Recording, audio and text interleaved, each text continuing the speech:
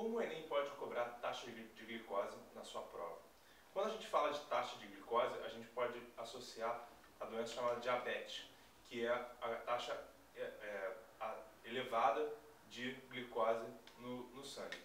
E geralmente a melhor forma de tratar a doença é reduzindo a taxa de glicose no sangue, e para fazer esse processo de redução, a gente pode controlar através de valores percentuais. Então a gente vai utilizar conceitos de porcentagem para tratar essa questão. Antes disso, vamos lembrar aqui.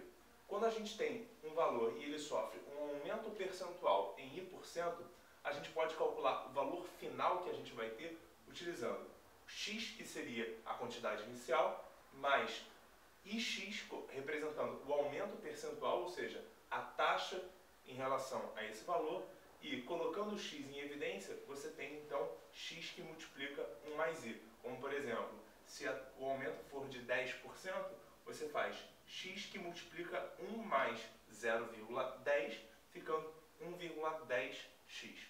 No caso da redução percentual, também em I%, você representa X, que significa todo o valor inicial, menos a taxa desse valor, representando então X que multiplica 1 menos I. Exemplo, se você tem uma redução de 10%, você tem X que multiplica 1 menos 0,10, resultando X que multiplica 0,9, ou seja, 90% do valor inicial. Inicial é o que você vai ter. Muito bem. Quando você tem aumentos ou reduções sucessivas, basta você pegar o valor inicial de X e sempre multiplicando por esses fatores, 1 mais I ou 1 menos I. Se você tiver mais de um aumento, você vai multiplicar por 1 mais o primeiro aumento, depois por 1 mais o segundo aumento, e o mesmo vale para as reduções. Vamos ler agora a questão e ver como isso vai ser aplicado na questão. Um laboratório realiza exames em que é possível observar a taxa de glicose de uma pessoa. Os resultados são analisados de acordo com o quadro a seguir. Um paciente fez um exame de glicose nesse laboratório e comprovou que estava com hiperglicemia. Sua taxa de glicose era de 300 mg por decilitro. Seu médico prescreveu um tratamento em 2 etapas. Na primeira etapa, ele conseguiu reduzir sua taxa em 30% e na segunda etapa em 10%. Ao calcular sua taxa de glicose após as 2 reduções, o paciente verificou que estava na categoria D. Muito bem. O valor inicial da taxa de glicose desse paciente era de 300 mg por decilitro. E, com o tratamento, ele no primeiro momento reduziu essa taxa em 30% e depois reduziu em 10%. Lembrando que, nesse caso, a redução de 10% não é em relação ao inicial, e sim a redução ao segundo valor, né? Depois que ele reduziu em 30%. Como é que a gente representa, nesse caso, o valor final da taxa de glicose desse paciente? Você tem 300 mg, que é a taxa inicial, vamos utilizar 2 reduções sucessivas.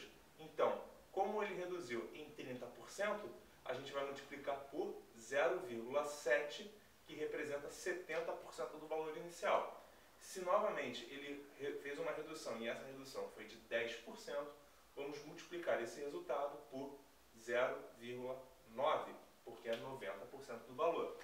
O que a gente encontra como resultado? 300 vezes 0,7 dá 210, e esse valor devemos multiplicar por 0,9, e esse resultado é 189. A partir do momento que você já sabe qual é o resultado final, o valor final da taxa de glicose desse paciente, você precisa olhar na sua tabela e identificar em que situação ele se encontra, em qual categoria ele se encontra. E de acordo com as opções, se você ler o item 4, que é diabetes mellitus, você encontra uma taxa de glicose maior que 125 mg por decilitro e menor ou igual a 250 mg por decilitro. Então esse valor encontra-se justamente nessa faixa, então o seu gabarito é diabetes mellitus, letra D. Ok, galera, até a próxima. Bons estudos.